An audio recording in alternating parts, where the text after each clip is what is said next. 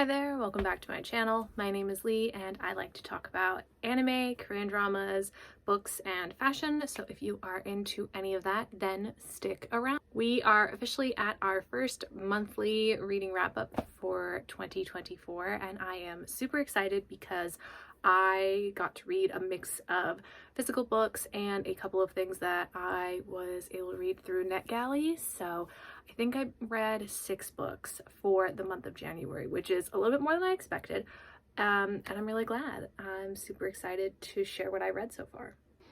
So the first book that I started at the beginning of the year was actually the last book that I finished this month, so we will get to that momentarily. But the first book that I actually finished was King of Greed by Ana Huang in her King of Sin series. And I believe I gave this a 4.5 stars. So far out of the whole series, this is my favorite, but I have a feeling that King of Sloth will for sure be my favorite. This is all about Dominic and his wife, Alessandra, and Dominic is super obsessed with working, really obsessed with making sure that they are financially taken care of. He comes from a very poor background. He was in the foster care system, and so greed, he is very money heavy, very money focused. So much so that he doesn't even notice that his wife Alessandra is unhappy and that she wants a divorce. So this book is a second chance romance and it's all about Dominic sort of finding what is really important to him in his life, and he realizes the most important thing in his life is Alessandra and that he just lost her.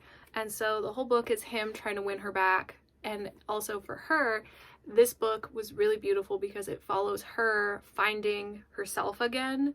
And this just really hit home for me because of my divorce and how I felt a lot of the similar emotions and feelings that Alessandra was feeling. And so it just hit home in so many ways and so many levels, and I think that's why it's my favorite. But most of my friends did not like this book, and I think I can see why. It's, I can see it's not everyone's cup of tea, but if you've been through a relationship where all you really wanted was the other person to hear you and really hear you and like see you and what you needed, you will relate to Alessandra in so many ways. The writing, it's Ana Huang's style of writing, so if you've read any of her other books, you are going to like it. But yeah, I think the thing with Ana Huang is, like, if you like her style of writing, you like her style of writing, and it's just sort of figuring out which books in all of her series are your favorites. After that, I read The Fake Mate by Lana Ferguson, and Lana Ferguson is an always buy author for me. She has a hockey romance coming out this month, and not this month, this year, and I'm so excited about it. I cannot wait. I love her style of writing. I tabbed a lot of this book, but it was just so good. I adore her writing style. I think it's funny, there's good banter, but this, just to beware, because most people didn't know this going into this book, this is an ABO, which is an alpha beta omega book with wolf shifters. So if that's not your cup of tea, I totally get that. Don't listen to this and just don't read it. But it follows 2 doctors, Mackenzie and Noah. Noah is the cool, dark, stranger kind of surgeon that everyone's always like a little afraid of. And Mackenzie is Rainbows and Sunshine, and she works in the emergency room. And the 2 of them start fake dating for various reasons. One, he's worried that the hospital is going to find out that he is an unmated alpha. She has to trick her grandma. The thing I love about this book is it's not just fake dating, it is fake mates. And if you know mating, like in ABO or anything like that, it is so much deeper than that. And so the way that the 2 of them become interconnected in this is so freaking good. She goes on her heat at one point and it's just so freaking good. I mean, this reminded me of like reading fanfics on AO3. That's all I say. And it was just so good. I think a lot of reviews I've been seeing for Bride by Ali Hazelwood probably have a similar vibe, but this is, I think, probably going to be a little bit more on the comedy funny banter side of things. This is my first 5-star read of the year and my favorite in the Chestnut Springs series, and it is Powerless by Elsie Silver. I adored everything about this book. Everything. There were so many moments that I tabbed that were my favorites. Jasper Garvis. How do I get me a man like Jasper Garvis? That's all I gotta say. I just need to know. I need to know for personal reasons, for research purposes, for whatever. I need to know. I mean, just come on. I mean, he's just perfect. What more do I need? This is childhood friends to lovers of a sorts. So Jasper is adopted by the family in the Chestnut Springs series, if you have not read it yet. And you're following that family. So he's like an adopted brother, and he has been in love with their cousin, Sloane Sunny, literally since he laid eyes on her as a small child, and has not let go of this crush ever since. And so when he finds out that Sloane is engaged, he's sad, but he's happy for her if she's happy. So on her wedding day, when she comes to him and she says, I need you to help me escape my wedding, obviously he's gonna help her run away. I mean, what else can he do? But then you go on this kind of long-standing journey with the two of them finally both admitting their feelings. Do they have feelings? You know, what she wants for the first time in her life, standing up to her father for the first time in her life, and him, you know, fighting through everything. And there's just so many good lines in this. I mean, no, Sunny, I shouldn't be scared. You're the least scary thing in my life. How do I get a man to say that to me? Like, what? What? And then at one point he says he sucked the, oh, hold on, I gotta find it. I can't find the line exactly, but he says he sucked the air out of you and I want to breathe it back in. Jasper Garvis, my man. Oh my God. Like, oh my God. I for sure will be rereading this book, and it is going on my favorites shelf away from the series. Actually, it might not, because I also really love Cade's story, but like Cade and Jasper. Just give me a little combo of the two of them. That's what I want. I then took a break between my physical books and my last physical book. So just before then, I read Sophie Lark's last book in her Mafia series. I don't really honestly have much to say about it. I was really disappointed. I gave it 3.5 stars. It just felt so rushed. It felt so short. And compared to the other books that I've read in that series, I read the first two, enjoyed the first two, was unsure if I was going to continue the series, and then saw the final book was available on NetGalley for the re-release with the new covers. So I applied, got it, and it was missing so much. Like the fact that they had less of the family bond that like most Mafia stories have.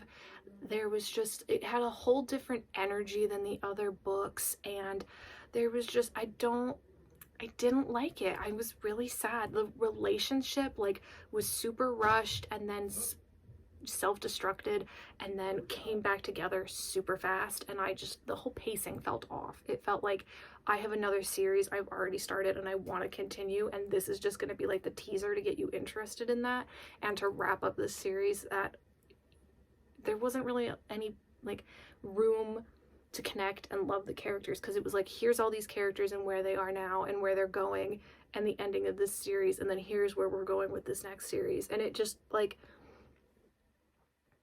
didn't feel right. Like it felt like it needed like another 100 pages of like meat for the couple and for that story, which I'm sad, because that was one of the ones that I was actually interested in.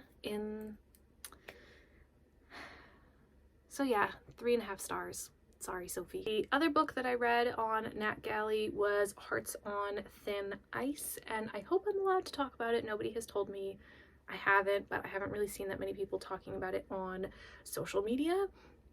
In terms of hockey romances, I'd say I'd give this a 4. I don't really know anything about this author. In fact, I couldn't find her on social media or even a page for her work or anything on Instagram or TikTok. It was okay.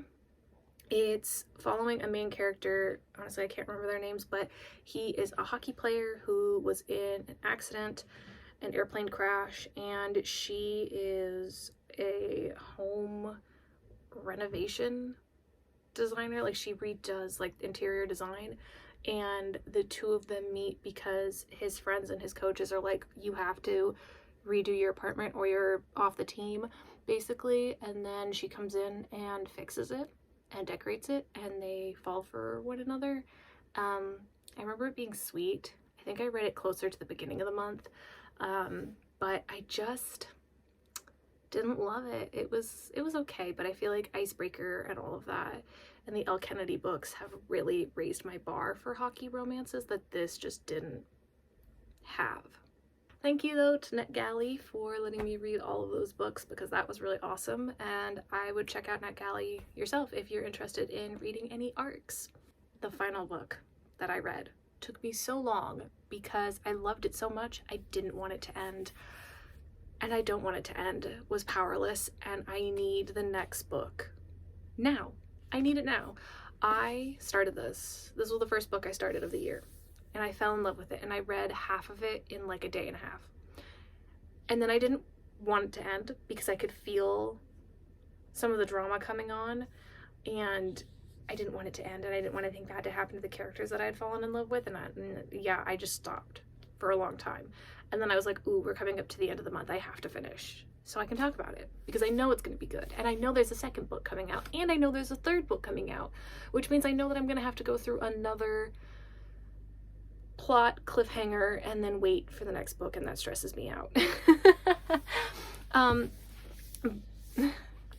But this book follows Kai, who is the second prince to, I don't even know what the kingdom is called, it's bad, but because he's not like the prince who's going to become king, he is the enforcer of sorts, and this is a world where everyone has some type of power, and if you don't have a power, you're done. The king either throws you out or kills you.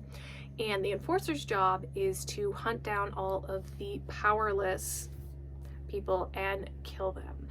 Enter our female character, Peyton. Peyton has no powers, and she has been secretly living in this world by pretending to be a psychic.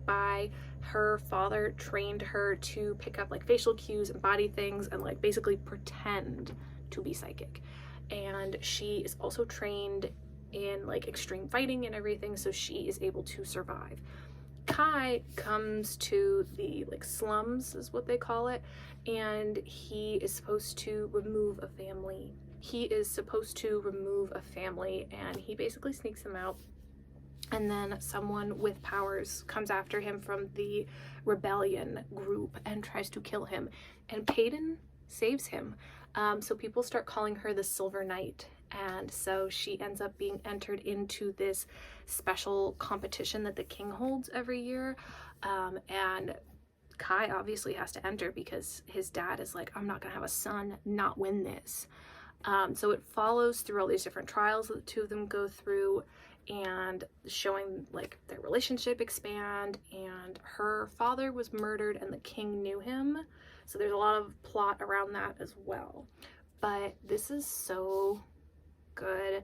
The banter in this between Kai and Peyton, chef's kiss. I adore it. At one point, there's one scene that I had seen people talking about on TikTok where they both are holding their knives to each other's throats, but they're flirting with each other at the same time, and so good.